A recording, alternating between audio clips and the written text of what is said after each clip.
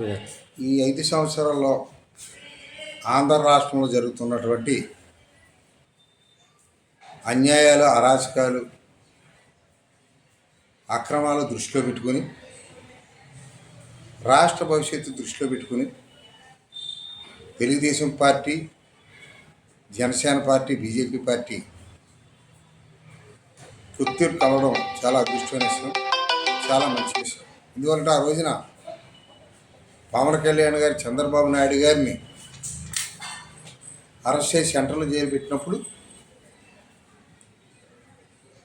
ఇటువంటి దేశవ్యాప్తంగా మంచి పేరున్నటువంటి నాయకుడిని ఏ తప్పు లేకుండా జైల్లో పెట్టారన్న ఉద్దేశంతో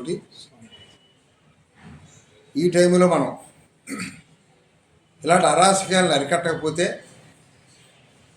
రాబోయే రోజుల్లో చాలా ప్రమాదమైన ఉద్దేశంతో ఓటు చీలకూడదన్న ఉద్దేశంతో ఆ రోజునే ఆయన మద్దతు ప్రకటించడం, తెలుగుదేశం జనసేన మద్దతు కలిసిన తర్వాత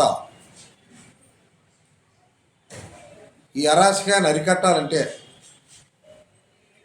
సెంట్రల్ ప్రభుత్వం యొక్క సహకారం కూడా కావాలన్న ఉద్దేశంతో మోడీ గారితో మాట్లాడి బీజేపీతో కూడా కలడం, ఈరోజు రాష్ట్ర వ్యాప్తంగా తప్పనిసరిగా తెలుగుదేశం పార్టీని అధికారంలో తీసుకురావాలని,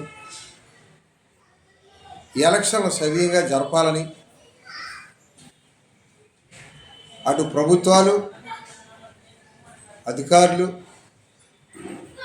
ప్రజలు కూడా కోరుకుంటున్నారు. తప్పనిసరిగా రేపు రాబోయే రోజుల్లో తెలుగుదేశం పార్టీ అధికారంలో ఖాయం.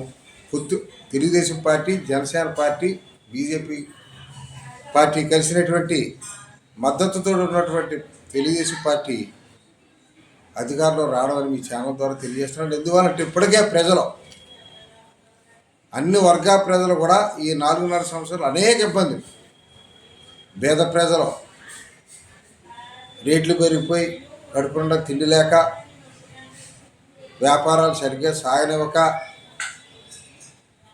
సరైన భద్రత లేక రాష్ట్రంలో ఇష్టారాజ్యంగా పాలించినటువంటి వైఎస్ఆర్ పార్టీని దింపాలని ప్రజలు ఎదురు చూస్తున్నారు. తప్పనిసరిగా 3 పార్టీల పొత్తు అధికారంలో వస్తుందని మీ ఛానల్ ద్వారా తెలియజేస్తున్నారు.